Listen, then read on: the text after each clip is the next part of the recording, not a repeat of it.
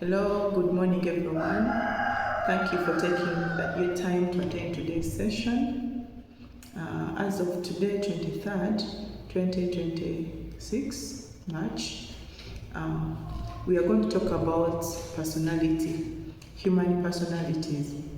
Many people have come up with theories about human personalities, but today we are going to focus at the Sigmund Freud's personality theory. To start with, what is personality? Briefly, personality refers to the unique patterns of thoughts, emotions, attitude, and behaviors that make each individual different from others. That this develops through the interaction of biological factors, life experiences, and social environment. According to Sigmund Freud, he believed that much of our behavior, is influenced by unconscious thoughts, feelings, and childhood experiences. So he went ahead and described personality, and he said that personality has three components. He described the personality into three components, and these are the id, ego, and superego. Let's have a look at them one by one.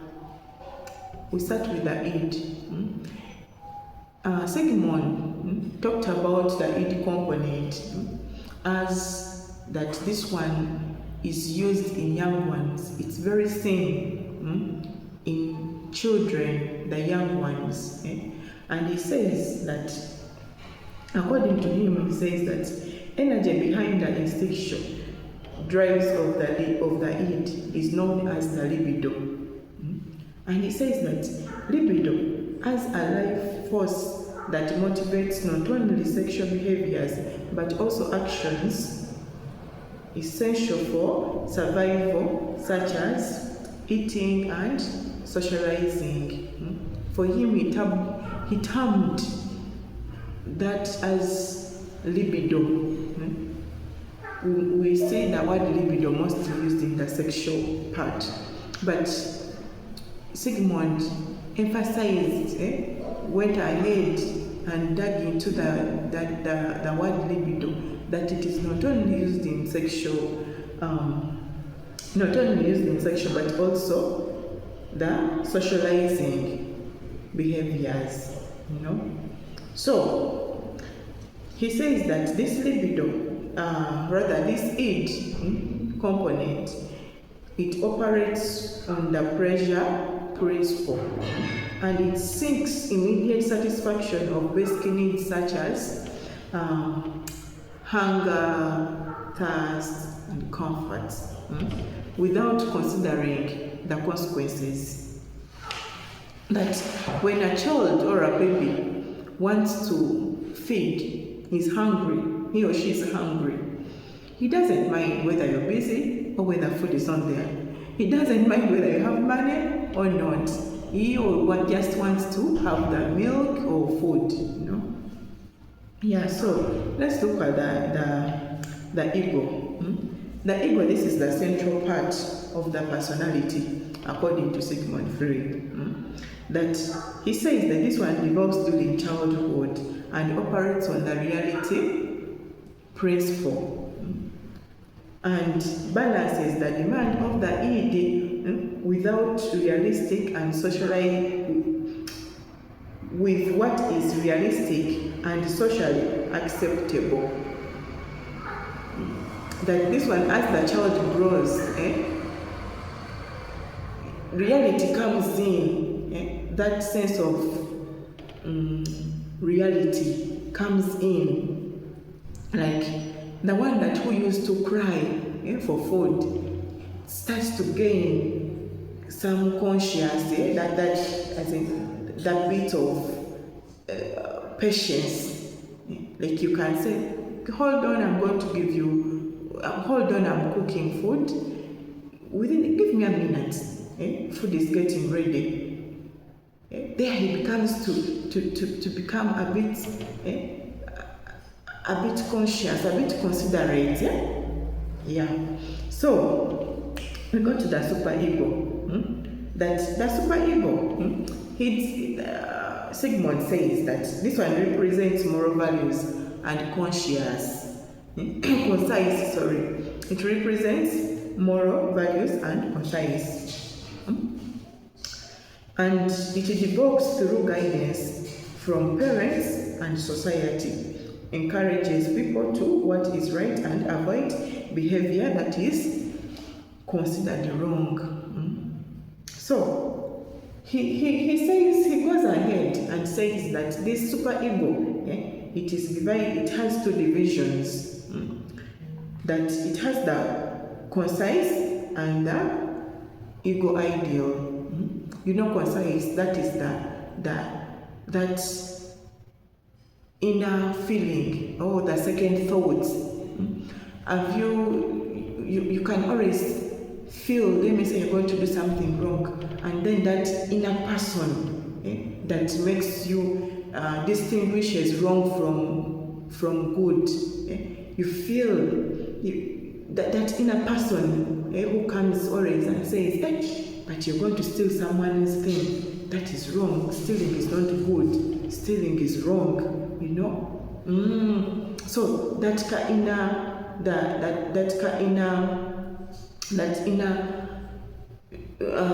feeling that distinguishes the bad act from the good. So that is the concise. So this one says that discourages the expression of behavior regarded as undesirable. It develops primarily under the influence of punishing. So we see here children. When a child does something bad and you punish them, they will correct themselves that, I will not do this because they will punish me. You know, I'll not steal because last time they punished me, so stealing is bad. Oh, when a child touches fire and it burns, he will not touch it again because the other time it burns him or her, he feels the pain, you know. So that is the concise. Then the ego ideal. This arises through encouragement and other rewards given whenever a child behaves in a certain manner. For example, if a child does housework, let me say mops the house very well, perfectly smart, or a bit clean, or not all that smartly, and you say, oh wow, you've done good, but next time you can do better. Yes, you just as much as you have cleaned, thank you for cleaning, but next time you have to clean more. You focus more of these corners so that you clean them. So that child is motivated. He feels appreciated. He feels what I've done is recognized, you know. Yeah, what I've done is recognized. So that is the super ego. So Sigmund Freud also explained that people use the defense mechanisms such as denial, repression, projection, rationalization to reduce anxiety and protect themselves from emotional distress. So let's go into deep about this defensive mechanism, because these defensive mechanisms are also another part of human personality.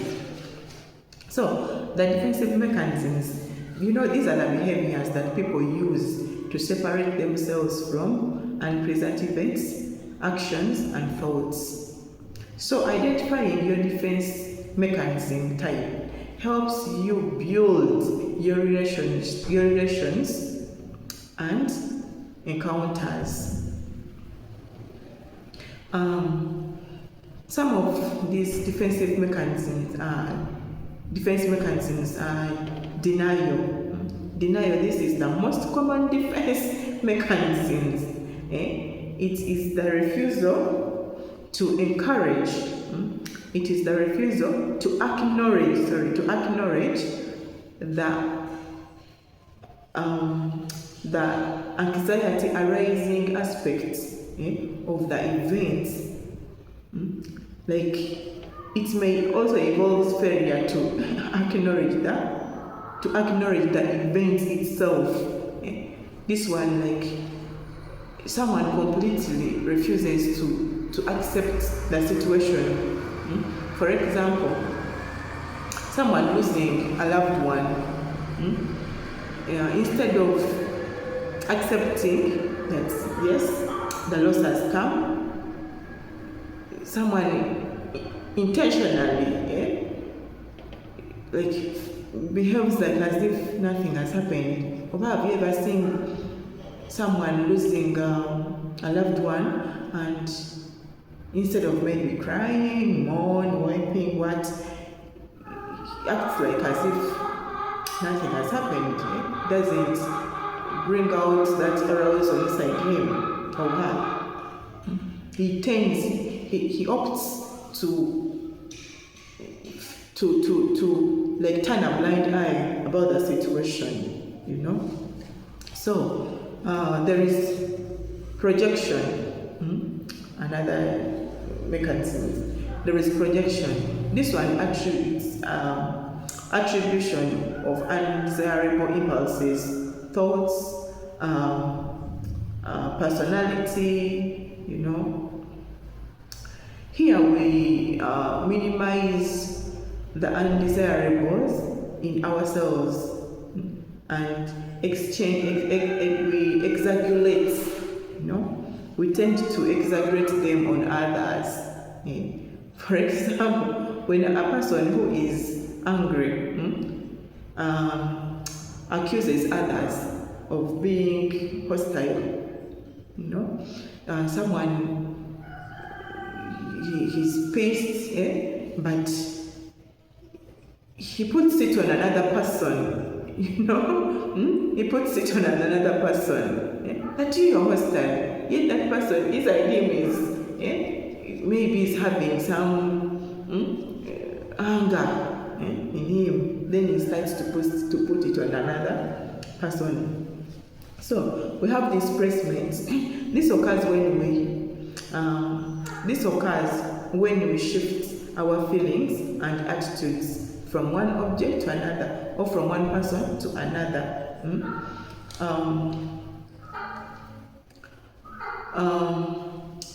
For example, a partner or a couple. Okay, a partner could cheat on a colleague or a partner. A husband may cheat on a wife. So that anger the wife feels, So instead of settling with the husband and talk about the situation, then he will just choose to go and do the same, like a revenge, actually, like a revenge. Like a revenge. We see displacement. Displacement involves more of revenge. You don't do it. You don't do something like you want with your whole heart, but you just choose to do it as a revenge. Or there is a saying in Uganda that bakusereddemu katale ojoyombera mu kkubo. Let me say someone abuses you. So instead of settling that issue with that person, then you choose to go and quarrel. You move, you go quarreling. How can you do that? How can how many how can you do that? How can you? You understand? Yeah. Or if a family, maybe a mother quarrels with a dad, with a husband, so she comes and punishes the children, because the husband has fought with her. Yeah, so that is displacement. Then rationalization. Freud said that rationalization, this one occurs when we unconsciously supply a ration or socially acceptable reason rather than the real reason for our thoughts or actions that cause us anxiety. So, therefore, when we rationalize, we make excuses to justify our failure and mistakes. So, the good example is here. Students do exams. A student fails to read for that exam or prepare for that exam. Then he fails that exam because he or she did not prepare for the exam. So, and when he comes out of the paper, and he says, the paper was tough. The paper was tough. The paper was unfair. It was unfair paper. The questions were unfair because you weren't ready. You did not prepare for that exam. Then you, instead of saying, how? If I'd prepared for this exam, I could have done it. I could have made it. But you recognize your weakness. You recognize your weakness. In rationalization, people they intentionally refuse to recognize their weaknesses, other than they just, actually this one brings out this saying that a poor workman brings the tool. So, Sigmund talked about the repression as unconsciously blocking painful memories or feelings. Unconsciously blocking painful memories or feelings. And the example I can give here is a person cannot remember a traumatic childhood event. Yes, a person cannot remember a traumatic childhood event.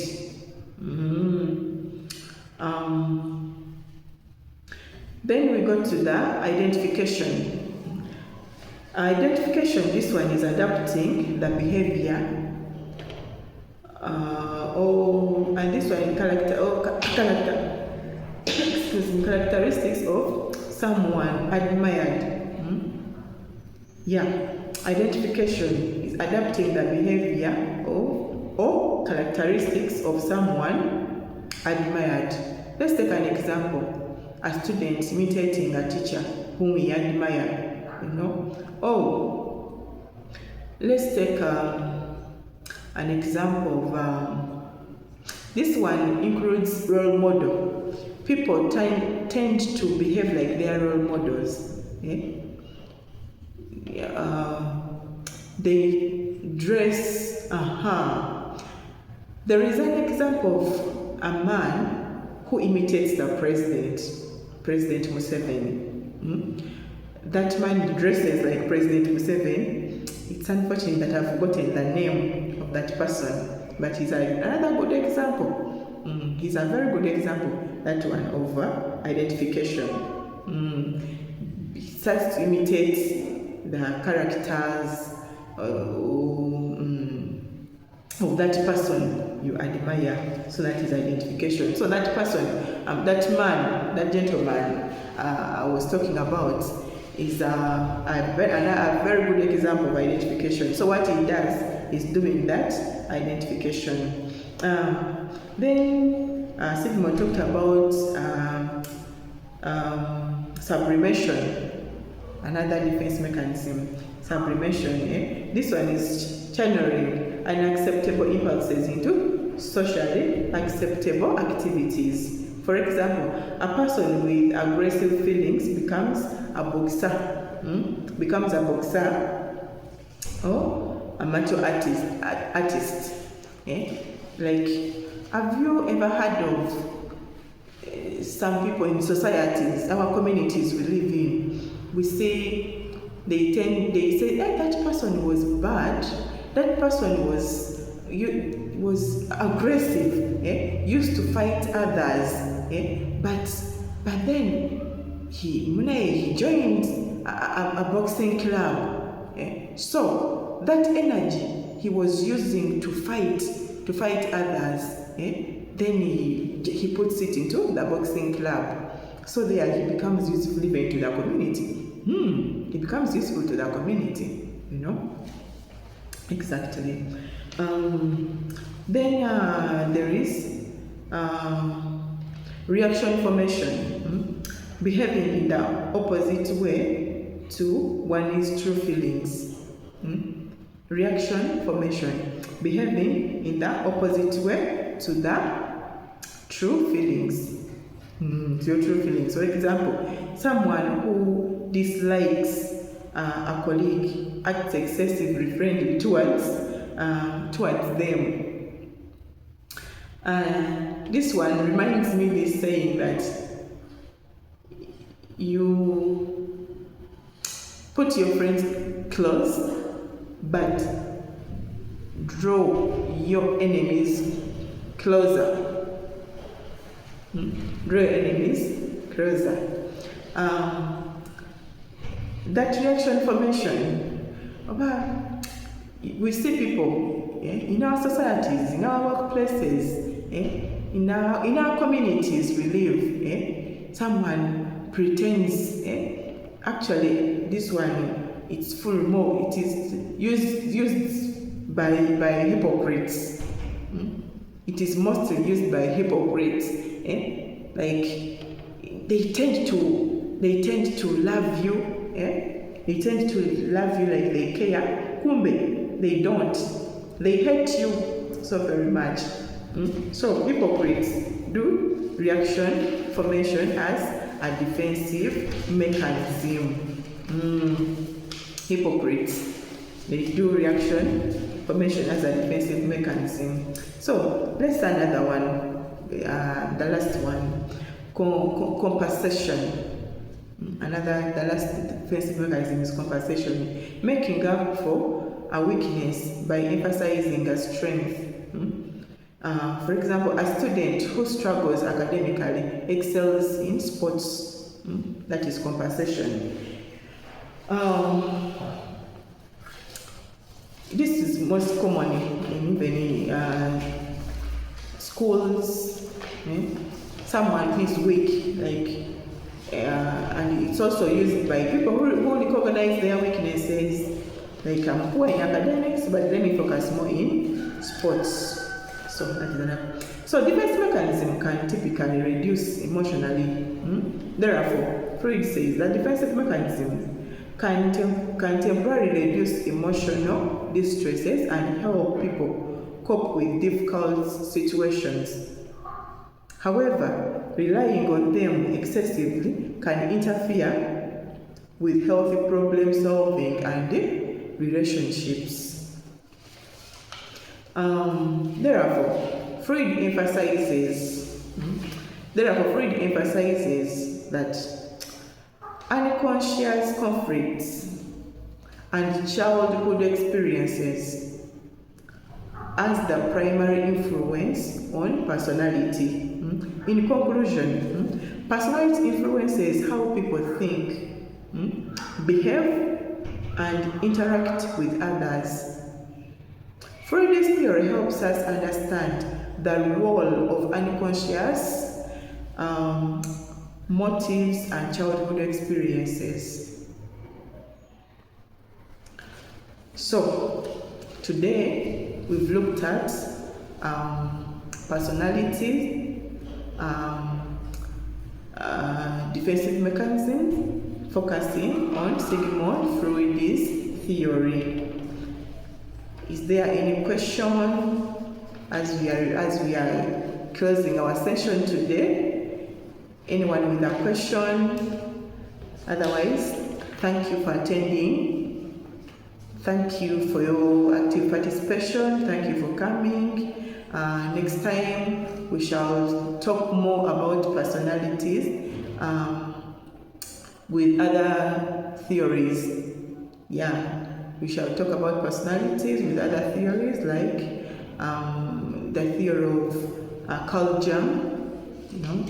Yeah. Thank you. Bye bye. See you next time.